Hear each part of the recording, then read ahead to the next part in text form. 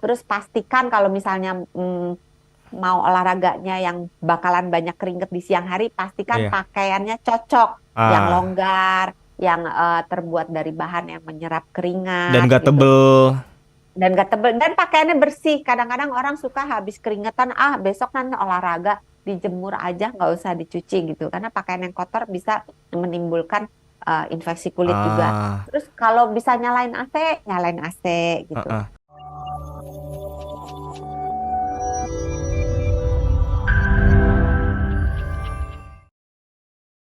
Apa saja ya dok yang kalau gitu yang kita bisa hindarin supaya bisa terhindar dari biang keringat nih? Selain tadi menjaga hawa panasnya lebih hawanya lebih dingin, terus Jaga make kebersihan. jaga kebersihan, apalagi dok?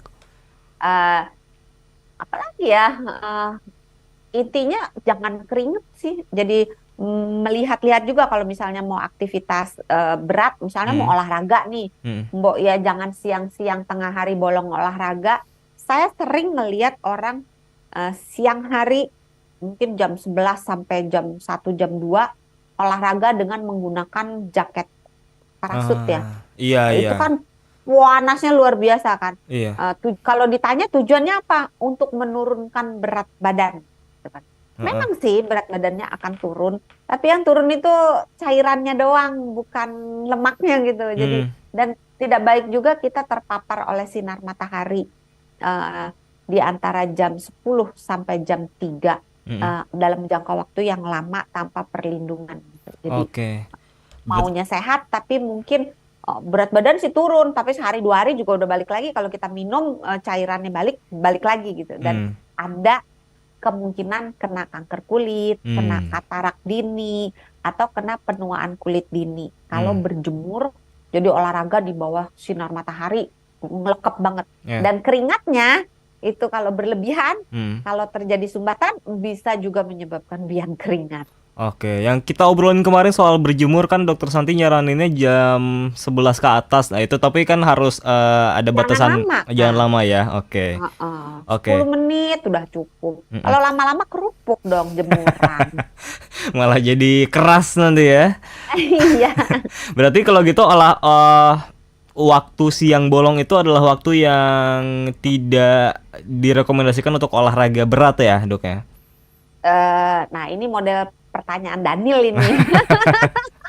Kalau Daniel kan boleh olahraga nggak? Kalau saya kan olahraga yang berat boleh nggak gitu ya, kalau di siang-siang bolong. Kalau mau olahraga berat di siang hari, Hmm. carilah tempat yang indoor. Hmm. Usahakan tempat yang indoornya itu memiliki sirkulasi udara Hmm. yang baik. Terus pastikan kalau misalnya mau olahraganya yang bakalan banyak keringet di siang hari, pastikan Iya. pakaiannya cocok, yang Ah, longgar, yang terbuat dari bahan yang menyerap dan keringat gak gitu. tebel. Dan gak tebel, dan pakaiannya bersih. Kadang-kadang orang suka habis keringetan, besok nanti olahraga, dijemur aja, nggak usah dicuci gitu. Karena pakaian yang kotor bisa menimbulkan infeksi kulit juga. Ah, Terus kalau bisa nyalain AC, nyalain AC gitu. ah. Dan kalau abis olahraga berat, misalkan abis main futsal atau main badminton, itu nggak langsung lepas baju ya, nggak boleh dipakai tidur gitu kan atau dipakai lama-lama lagi. Bebersih dulu atuh, bau ketek nanti Nah, itu dia. mamahnya marah loh. Tapi kan apalagi kalau yang indoor tuh dok, indoor itu kan harus diperhatikan tadi sirkulasi udaranya ya. Nah kadang-kadang kan Iya, masalahnya kebanyakan gor di kita itu gor badminton atau gor futsal kadang kan ventilasinya dikit lepek. ya, bahkan ngelengkap banget. Nah itu, Bener itu. nah itu serba susah juga akhirnya ya. Ya mungkin kalau misalnya ada pintu-pintu, ada jendela yang bisa dibuka, itu dibuka lebar. Karena Oke.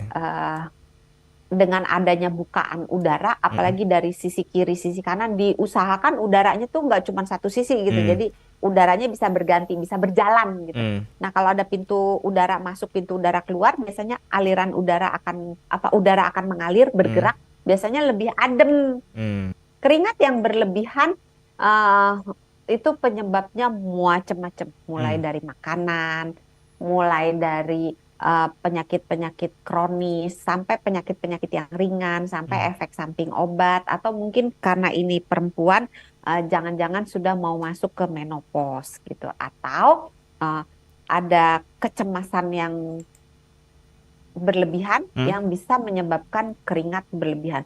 Jadi kalau dibilang hasil labnya normal, apa aja nih?